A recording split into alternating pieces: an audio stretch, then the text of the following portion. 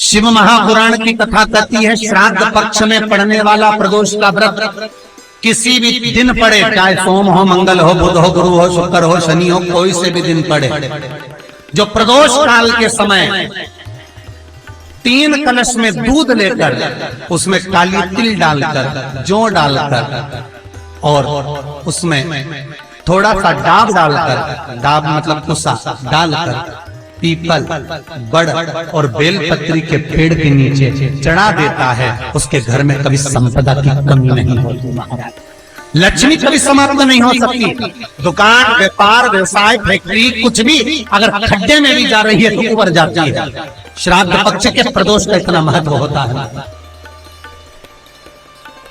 और प्रदोष काल में ही चढ़ेगा, शाम के समय प्रदोष काल, पीपल के नीचे, बट वृक्ष के नीचे, बड़ के पेड़ के नीचे, बेलपत्री के नीचे घी का दिया लगाकर आप दूध समर्पित करो। स्टील के पात्र में थोड़ा सा दूध लेकर कटोरी में ले जाओ, अगर पात्र बर्तन मिल जा सकते कटोरी पर ले समर्पित। शिव का सबसे प्रिय अगर कोई व्रत है तो प्रदोष का ही व्रत। शंकर तो राजी है वो व्रत, क्योंकि शिव और पार्वती का दोनों का मिलन का व्रत है। भगवान शंकर के मिलन का कितना सुंदर व्याख्यान लिखा है अग्नि पुराण में।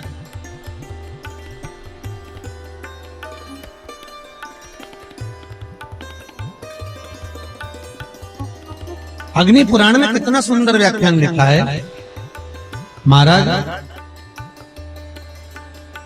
कि वो कौन सी 2 चीजें हैं जिनको श्राद्ध पक्ष में अगर बना दिया जाए तो पितृ उस वस्तु का पान नहीं करते, पितृ उसका सेवन नहीं करते और बद्दुआ देकर जाते। वो कौन सी 2 चीजें जो श्राद्ध में, श्राद्ध के भोजन में, ब्राह्मण के भोजन में उसका प्रयोग नहीं होता?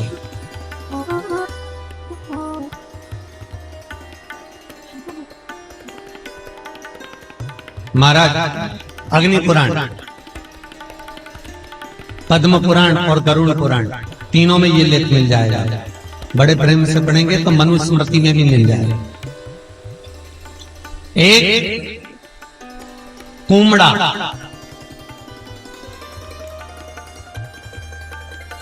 कुमड़ा जानते हो, जो नवरात्रे में यज्ञ वाले दिन बलि चढ़ती है, वो कुमड़ा जिसका पेठा बनता है, आगरा में पेठा बनता। अगर उस पेठे को या उस कुमड़े की सब्जी को श्राद्ध के भोजन में रख दिया जाता है तो पितर 7 घर की दूरी से ही भाग जाते हैं महाराज, प्रवेश नहीं करते।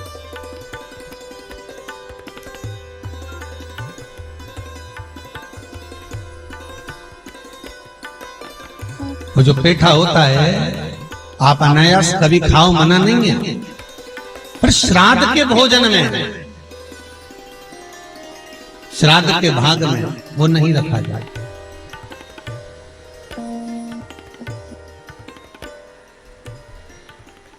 श्राद्ध के भाग में वो समर्पित नहीं होती। कितना सुंदर व्याख्यान है महाराज। गर्ग संहिता तो यहां तक कहती है कि अगर ब्राह्मण भोजन करने के लिए बैठे, श्राद्ध का भोजन अगर ब्राह्मण कर रहा है, तिथि का भोजन यदि ब्राह्मण कर रहा है तो 2 चीजें और ना रखें। एक नमक थोड़ी दूरी पर रखें, एक अचार थोड़ी दूरी पर रखें। अचार और नमक भी ब्राह्मण की थाली में ना रखा जाए। कटोरी अलग से सजा कर रख दो, आप अलग से आप रख दीजिए, वो लेना होगा तो ले लेगा। पर जिसका तुम संकल्प ले रहे हो, जिस पर तुम पानी फेर रहे हो, जिस थाली को ब्राह्मण के सम्मुख में लेकर जा रहे हो, उसका भान होना चाहिए, उसका स्मरण होना चाहिए।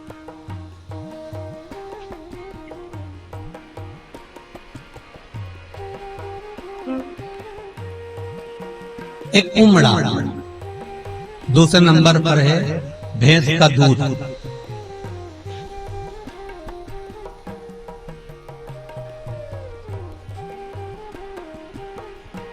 यमराज पाड़े पर बैठता है।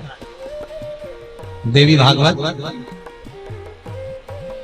का स्मरण करिएगा कभी। यमराज पाड़े पर बैठता है, भैंसे पर। और जब पितृलोक से पितरों को लेकर जाया जाता है, पितरों के देवता आर्यमा स्वामी जब कौए पर पितरों को बिठाकर दरवाजे पर लेकर जाते हैं, तो यमराज बीच मार्ग में मिलता है महाराज। और यमराज बीच मार्ग में मिलता है तो आर्यमा स्वामी को प्रणाम करता है यमराज। और प्रणाम करता है तब आर्यमा स्वामी कहते हैं, यमराज तुम यहाँ कैसे आना होगा? यमराज कहते हैं, प्रभु आज पितृलोक भूमि पर जाएंगे और अपने अपने घर का भाग करेंगे। मेरा निवेदन केवल इतना सा है, अगर पृथ्वी पर जाकर ये जिस पाड़े पर मैं बैठता हूं, जिस भैंसे पर मैं बैठता हूं, इसी की कुल की माता अगर भैंस का दूध का अगर पान कर आएंगे तो उनको त्राण भोगना पड़ेगा। इसलिए इन पितरों से कह दिया जाए कि मृत्यु लोक में जाएं तो भैंस के दूध की बनी हुई सामग्री का पान न करें। कितना सुंदर व्याख्यान श्राद्ध पक्ष में वर्णन किया गया है कि केवल गौ माता के दूध से अगर आप खीर बना सकते हो तो वो पवाई। यहां तक कहा गया बाजार से मावे की मिठाई लाकर भी श्राद्ध की थाली में न रखिए। घर में हलवा बना लो, सीरा बना लो, बन सके खोपरा पाक बना लो, और बन सके गुलाब जामुन आदि जो सामग्री बनाना है आपको, तो वो घर के मावे को सिद्ध कर कर ही बनाई जाए। नहीं तो बेसन की चक्की बना लो, इमरती बना लो, पर उसका प्रमाण हमारे यहाँ एक एक चीज का वर्णन किया गया है। हमारा एक एक चीज, दो चीजें, एक कुमड़ा, दूसरा है भैंस का दूध। समय आया, आगे वर्णन आया, भगवान शिव विराजमान थे और भगवान शंकर के बैठने पर जब तप साधना में भगवान शंकर लगे हुए थे, तभी उनके नेत्र से एक अश्रु जमीन पर गिर गया, जिससे पुत्र ने जन्म लिया, जिसका नाम अंधकासुर है। अंधकासुर को माँ जगतजननी जगदम्बा ने अपनी गोदी में ले लिया। गोदी में लेकर माँ जगतजननी बड़ी प्रसन्न थी, बड़ी प्रसन्न। बाबा भोलेनाथ ने कहा, अरे ओ पार्वती, इस पुत्र को ले जाकर समुद्र में फेंक दे। पार्वती जी कहती है, मैं इस बालक को नहीं फेंक सकती, क्योंकि ये आपके नयन अश्रु से जन्मा है, ये आपके द्वारा जन्मा है। पार्वती, मेरे नेत्र बंद करने के बाद ये पैदा हुआ, उसका कोई महत्व नहीं, फेंक दे इसको समुद्र के अंदर। पार्वती जी उसको उठाकर समुद्र में नहीं डालती। शंकर जी ने खूब समझाया, माँ पार्वती उसको पुत्र जानकर अपनी गोदी में लेकर घूमती है। इसीलिए शायद कहा जाता है, पूत कपूत सुने हैं पर ना माता सुनी कुमाता। शायद इसलिए फेंक दे इसको, नहीं। माँ जगतजननी जगदम्बा ने उसको गोदी में लिया, मेरा पुत्र है ये, आपके द्वारा प्रकट हुआ। शिव जी ने कहा, पार्वती मेरे नेत्र बंद करने के बाद प्रगटा है किसको?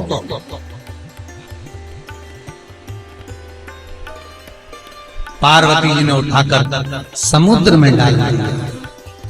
उस बालक अंधकासुर को समुद्र के जल में, जलाशय में हिरण्याक्ष तप कर रहा था, उसको ये बालक मिल गया। हिरण्याक्ष ने अपने तप बल से इस बालक को विद्या से बड़ा करा। बरहा भगवान ने हिरण्याक्ष को मार दिया, तब अंधकासुर क्रोध में लाल हो गया। खूब उपद्रव मचाया अंधकासुर ने। भगवान ब्रह्मा से वर प्राप्त करा, ब्रह्मदेव वर दीजिए। ब्रह्मा जी ने कहा, क्या वर चाहिए? ब्रह्मा जी से जैसे कहा कि मुझे वर दो कि मैं कभी ना मरूं। ब्रह्मा जी ने कहा, ये कभी नहीं हो सकता कि तू ना मर, मरना तो पड़ेगा। अंधकासुर कह रहा है ब्रह्मदेव से, मैं मरना नहीं चाहता, मुझे वर दो कि मेरे प्राण ना जाए। ब्रह्मा जी कह रहे, मरना तो निश्चित है, मरना तो पड़ेगा। कर्म का जो भोग भोगना है, मृत्यु लोक में ही भोग। 84 लाख योनियों का कर्म का दंड मानव के शरीर में भोगना पड़ता है। अगर वृक्ष बन गए और आपको कर्म का दंड भोगने को मिला तो आपको क्या मालूम पड़ेगा कि सुख दुख क्या होगा। पशु पक्षी बन गए और कर्म का दंड भोगने को मिल गया तो आपको क्या मालूम पड़ेगा कि सुख दुख क्या होगा। मनुष्य का शरीर विद्वत्तावान होता है, इसलिए उसको जो दंड मिलेगा भोगेगा तो पछताएगा, मैंने पूर्व में करा क्या, मैंने ऐसा किया क्या जो मुझे भोगना पड़ा, पछताए। अंधकासुर मरना निश्चित है और मरोगे। अंधकासुर कहता है तो फिर मुझे वर दो। जिस दिन मैं अपनी माता को गलत दृष्टि से देखूं उसी दिन मेरे प्राण छूटे। बस जिस दिन मैं अपनी माता को गलत दृष्टि से देखूं बस उसी दिन मेरे प्राण छूटे।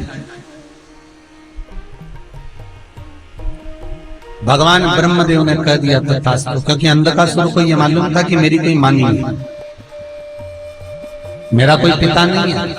हिरण्याक्ष ने कहा था ना तो तेरी कोई माता है ना कोई तेरा पिता है, तू तो समुद्र में मुझे मिला था, मैंने तेरा पालन किया था। तो हिरण्याक्ष अंधकासुर को यह मालूम था। अंधकासुर ने मांग लिया, जिस दिन मैं अपनी माता को गलत दृष्टि से देखूं बस उसी दिन मेरे प्राण छूटे। ब्रह्मा जी ने कह दिया तथास्तु।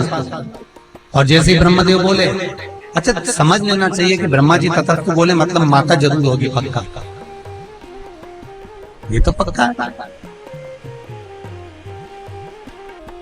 अब ब्रह्मा जी ने कह दिया तथास्तु, अंधकासुर चले गए, खूब उपद्रव मचाया, देवताओं में हाहाकार मच गया। सारे देवताओं ने मिलकर कहा भोलेनाथ क्या करें, शंकर भगवान के ऐसे नहीं मरे, समय आने दो, हर चीज का एक समय होता है। आने आया समय, अंधकासुर की सत्ता स्थापित, और अंधकासुर ने अपने दूतों को बुलाकर कहा जाओ, जो सबसे सुंदर स्त्री हो उससे मैं विवाह करना चाहता हूं, उसको लेकर आओ। इतने में अंधकासुर के गण गए, दूत गए, सब दूर देख कर आए।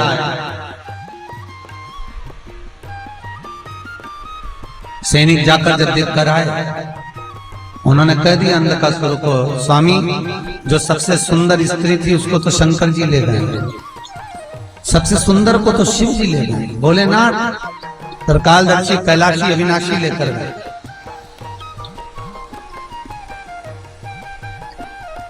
अरे तो शिव तो बूढ़े, क्या इतनी सुंदर है वो स्त्री? हाँ, अंधकासुर बोलता है चलो मैं लेके आता हूं। और अंधकासुर सेना तैयार कर कर कैलाश पर पहुंच गया, जहां पर मां जगतजननी जगदम्बा माता पार्वती विराजमान होकर फूलों की माला तैयार कर रही थी शंकर भगवान की।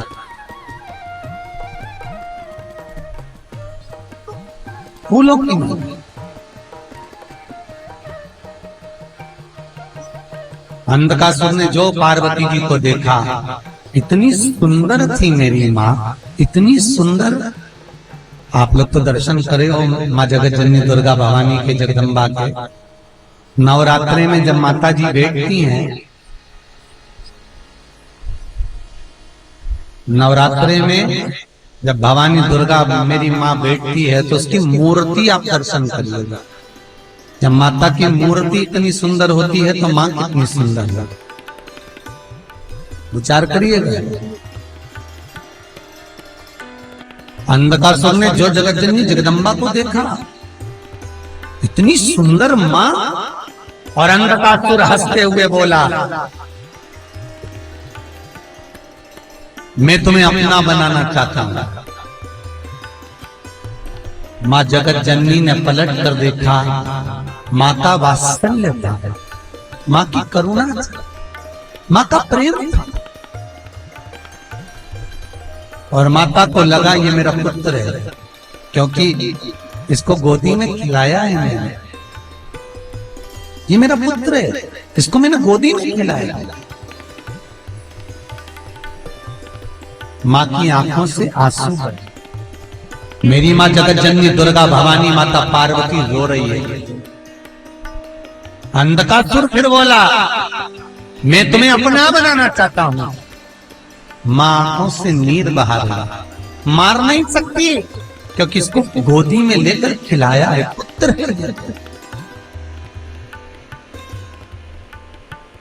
पूत कपूत सुने हैं, पर ना माता सुनी। माता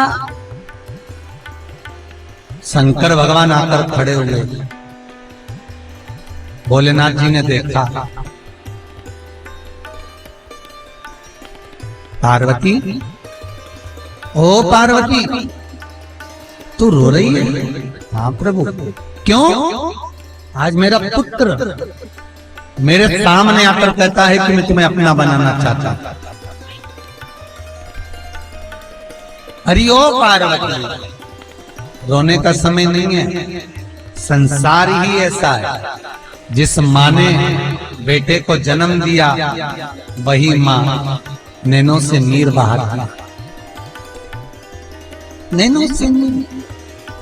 जगतजननी तू रो रही है? हाँ, आज मेरा बेटा मुझे अपशब्द कह रहा है, तो चिंता मत कर, मैंने इसको बेटा नहीं माना है। शीश काट दे इसका, जीवान काट दे इसकी, जिस जीवान से ये बोला है। पार्वती जी बोली, मैं नहीं कर सकता। पार्वती मैया उधर गई। शंकर भगवान ने त्रिशूल उठाया और अंधकासुर के प्राणों को हर लिया। देवताओं ने पुष्पों की वृष्टि करी, गंधर्व गान करे, अप्सरा नृत्य करी, चारों तरफ सुख समाहित हो गए। अंधकासुर मर गए, प्राण छूट गए। अंतिम बिंदु है, पहचानो माता, समय आया।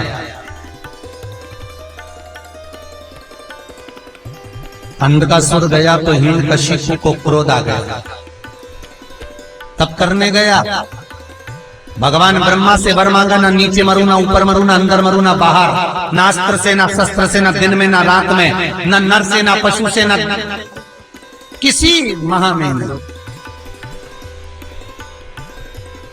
ना अस्त्र से, ना शस्त्र। कभी ब्रह्मा जी बोल दिए तथास्तु। 12 महीने में नहीं मरूं, तथास्तु। और हिरण्यकशिपु ने जब तप कर गया तो इनकी धर्म पत्नी गर्भस्थ थी, उससे जो बालक हुआ उसका नाम प्रहलाद, जिसने गुरु के घर जाकर विद्या अध्ययन करी तो भगवत भजन ही की। कहाँ है तेरा भगवान? सर्वस्व। क्या इस खंबे में तेरा भगवान है? हाँ। और हिरण्यकशिपु ने गदा का प्रहार करा, खंबा टूटकर नीचे गिरा। नरसिंह भगवान प्रकट हुए। नरसिंह भगवान ने हिरण्यकशिपु को जंघा पर सुलाया। देख ले हिरण्यकशिपु, न नीचे मरे ना ऊपर, जंघा पर मार रहा हूँ, न अंदर ना बाहर, पहली पर मार रहा हूँ, न अस्त्र से न शस्त्र से नख से फाड़ रहा हूँ, न दिन में ना रात में, शाम को मार रहा हूँ, और ना ही नर से ना पशु से नरसिंह बनकर आया हूँ। और देख हिरण्यकशिपु ना ही 12 महीने में मरे, इसलिए एक अधिक कर अधिक मास में आया है। कौन से महीने में? अधिक मास।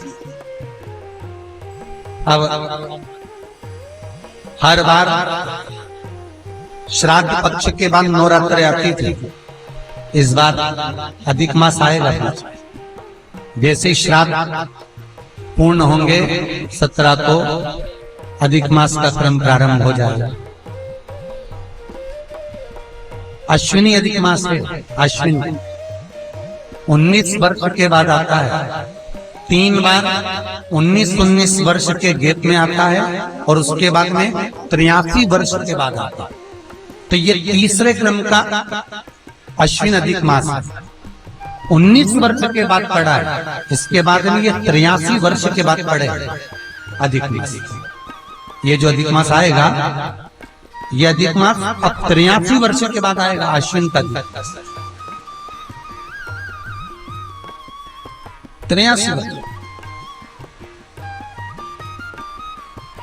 इसमें लौंग का दाना, 33 मालपुए का दाना, तुलसी का दाना, तुलसी की जो मंजरी होती है उसके दाने का दाना। हम व्याख्यान वर्णन करेंगे बीच में जब कथाएं रहेंगी, टीवी चैनल पर आएंगी, और नई भी टीवी पर आए तो हमारे यूट्यूब चैनल पर आप देखेंगे, तो उसमें एक एक चीज का वर्णन बताएंगे लाइव, कि ये दान करने से ये फल की प्राप्ति है। अधिक मास, आश्विन अधिक मास 83 वर्षों के बाद आएगा, तो उसका व्याख्यान बड़ा है। और आश्विन अधिक मास ने कौन सी तपस्या करी थी जिसके कारण ये आश्विन के महीने में आया, उसका भी वर्णन अधिक मास इसमें क्यों आया, इसमें कौन से भगवान की पूजन। हर बार अधिक मास आता है तो भगवान विष्णु की पूजन होती है, इसमें पुरुषोत्तम के साथ शिव की पूजन होती है आश्विन अधिक मास में। इसका व्याख्यान वर्णन करेंगे। शक्ति की पूजन। महाराज एक अधिक कर दिया, अधिक में मार, और अधिक मास में मारा। भगवान नरसिंह का क्रोध इतना तेज था, देवताओं ने भगवान भोलेनाथ से प्रार्थना करी, भगवान नरसिंह का क्रोध समाप्त नहीं हो रहा। शंकर भगवान ने कहा, इनका क्रोध समाप्त करने के लिए तुम सबका साथ चाहिएगा, मैं शरम पक्षी का रूप रखूंगा, उड़ते हुए जाऊंगा, नरसिंह भगवान को उठाकर ले जाकर अलकनंदा नदी में डाल दूंगा, क्रोध समाप्त हो जाएगा। नरसिंह भगवान को भगवान शंकर ने शरम पक्षी का रूप धारण करा, तो शिव जी का नाम शरम्भेश्वर महादेव हो गया।